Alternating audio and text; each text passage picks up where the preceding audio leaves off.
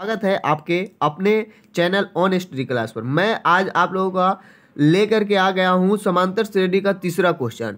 तो देखिए, मैं क्या करता हूं कि आप लोगों को कैलकुलेशन बताता हूं कि किस तरह से आप गलतियां नहीं करेंगे। देखिए, इस तरह के सवाल आपके सामने आते हैं और ये बहुत ही इंपॉर्टेंट सवाल है जो कि मैं लेकर के आपके सामने आया हूँ। क्या है कि इसमें हम कैसे समझेंगे और कैसे कैलकुलेशन को ईजी बना सकते हैं, जो कि आप लोग एक बार बना लेने के बाद इसको ध्यान में रख सकते हैं।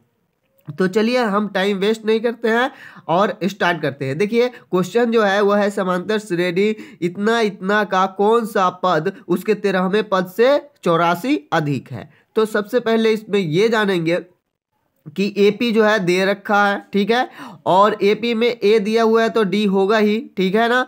तो एन यहाँ पर नहीं है। कौन सा पद, पद कहने का मतलब होता है एन, मैं समझा चुका हूं क्या होता है एन, और उसके 13वें पद से 84 अधिक है, मतलब कौन सा पद, यानी ए एन का वैल्यू दे रखा है। क्या दे रखा है, घुमा करके दे रखा है कि इसका ए एन है, सो क्या है 13वें पद से 84 अधिक है। सीधे नहीं दिया 200 400, इस तरह के भी क्वेश्चन रहते हैं, 200 400 दे देते हैं और कहते हैं एन ज्ञात कीजिए। यहाँ पर घुमाया हुआ है तो इसीलिए मैं क्वेश्चन लेकर के आ गया हूं। तो देखिए, इसमें सोल्यूशन क्या करेंगे, इसका जो सोल्यूशन होगा सबसे पहले इसका हम ए निकाल लेंगे। क्या निकालेंगे, ए कितना दे रखा है 3, और आपका इसका डी कितना आ जाएगा, तो डी निकलता है A2 माइनस A1, यानी कि सीधे से बातों को आपको याद रख सकते हैं कि अगला में से पिछला को घटा लेना है। तो 10 में से आप 3 घटाएंगे तो क्या आएगा 7, यानी 7 आ गया।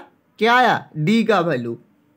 अब क्या है, ए एन दे रखा है। क्या दे रखा है, घुमा करके कि इसका 13वां जो पद है उससे 84 अधिक है। क्या, ए एन, यानी कि एन इसमें ज्ञात करना है आपको।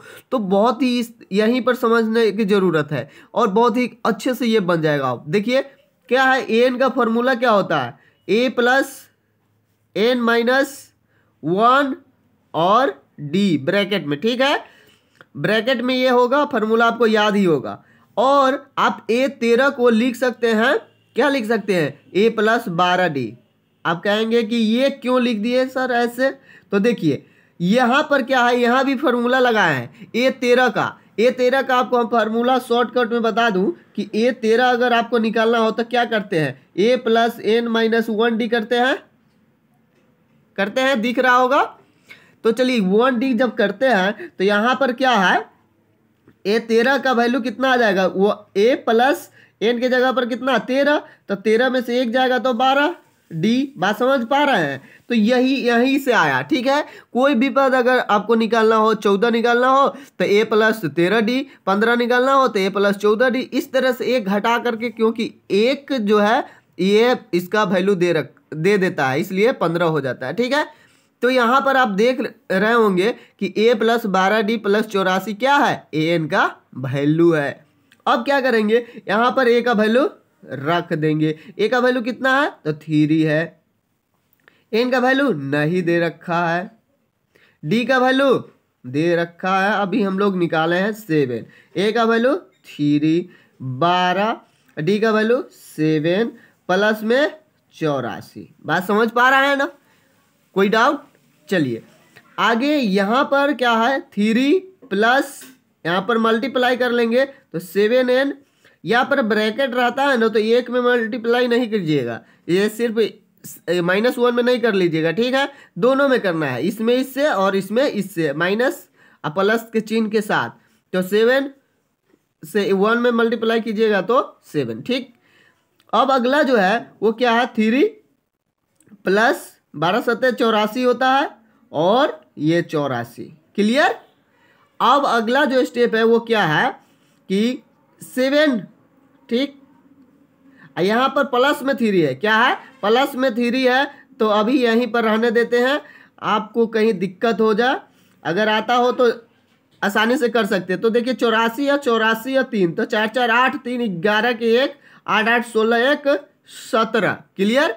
यहां पर क्या है, अगर आप इधर इसमें से इसको घटा देंगे तो माइनस में आएगा, उधर जाके जुट जाएगा। परंतु अगर ये बात आप नहीं समझ पा रहे हैं तो क्या करेंगे, 7n इजकल टू माइनस 171, ये 7 माइनस में है तो इधर आके जुट जाएगा, और ये प्लस में है तो इधर आके घट जाएगा। बात समझ पा रहे हैं कि नहीं?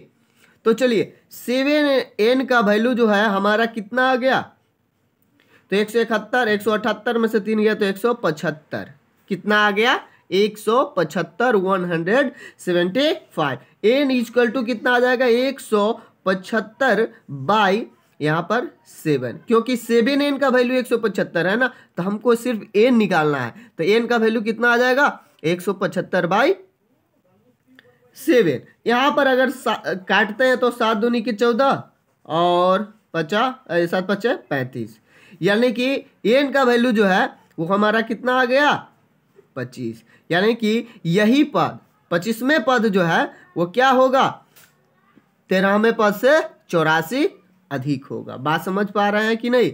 तो यही आपका आंसर हो गया। तो आप बहुत आसानी से इसको समझ गए होंगे। तो अगर कैलकुलेशन में अभी भी कहीं भी डाउट हो तो आप लोग कमेंट में जरूर बता सकते हैं। और इस तरह के बहुत इंपॉर्टेंट क्वेश्चन त्रिकोणमिति का ऑलरेडी मेरे चैनल पर अपलोड है, आप लोग उसको भी देख सकते हैं। और मैं समांतर श्रेणी के यही 5 से 10 अगर क्वेश्चन करा देता हूं तो फिर आपको हम दूसरे चैप्टर में प्रवेश करेंगे। आप लोगों का अगर कमेंट आता है उसी चैप्टर में मैं प्रवेश करूंगा। तो फिर मिलते हैं आप लोगों को नेक्स्ट वीडियो में। तब तक आप लोग मस्ती से पढ़ाई कीजिए। Thank you for watching.